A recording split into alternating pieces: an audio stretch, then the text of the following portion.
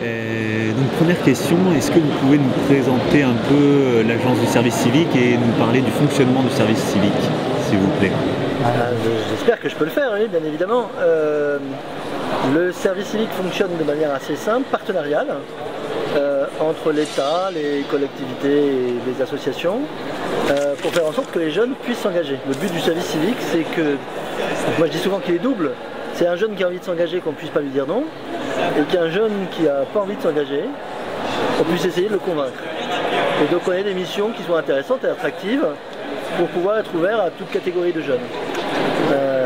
Période de 6 mois à 1 an, 6 mois minimum, 1 an maximum. On reçoit une indemnité, couverture sociale. On choisit bien évidemment quand on est jeune là où on va s'engager.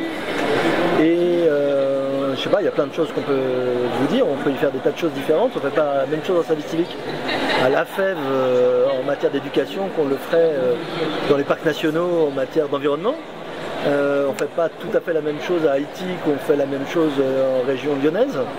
Mais on essaye de faire en sorte, et ça c'est le boulot de l'agence finalement, de faire en sorte que partout ça se fasse dans le même esprit, dans un esprit d'engagement.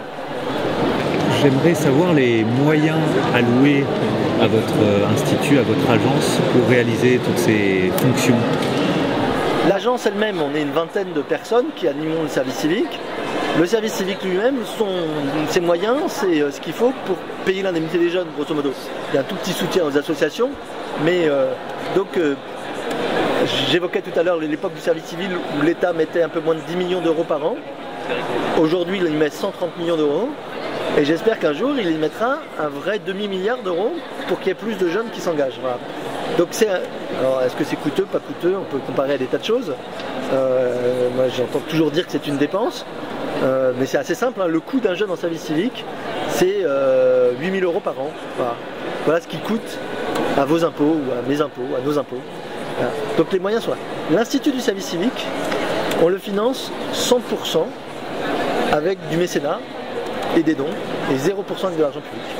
Quand on a lancé le service civique, on l'a fait avec Stéphane Hessel, avant qu'il écrive ses best-sellers. Et j'ai été très frappé parce qu'il avait dit aux jeunes. Donc Stéphane Hessel, tout le monde le connaît maintenant, né en 1916, avant d'être indigné des années 2010, c'était un résistant des années 40. À l'époque, il avait 25 ans. Il est moitié juif, il est rentré dans la résistance.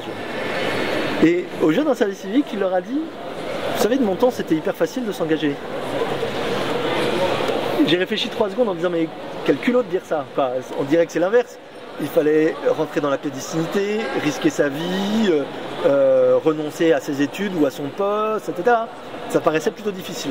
Puis il a continué en disant, mais aujourd'hui c'est beaucoup plus difficile. Distinguer le bien, le mal, là où il faut aller, etc. C'est plus dur que de mon temps. Je suis pas sûr qu'il ait raison, lui avait été clairvoyant, il y a plein de gens qui ne savaient pas distinguer le bien et le mal, même quand le nazisme était en train de monter. Mais je comprends très bien ce qu'il veut dire. Donc si on aide les gens non pas à dire voilà ce qui est blanc, ce qui est noir, ce qui est bien, ce qui est mal, mais à chercher qu'est-ce qui vaut la peine, pourquoi on a envie de se battre, et pourquoi on a envie de garder de l'énergie pour se battre. Si on est comme Stéphane jusqu'à 94 ans, mais déjà si on la garde jusqu'à 60 ans, c'est déjà pas mal. Voilà, ça je trouve que c'est un levier de transformation fantastique.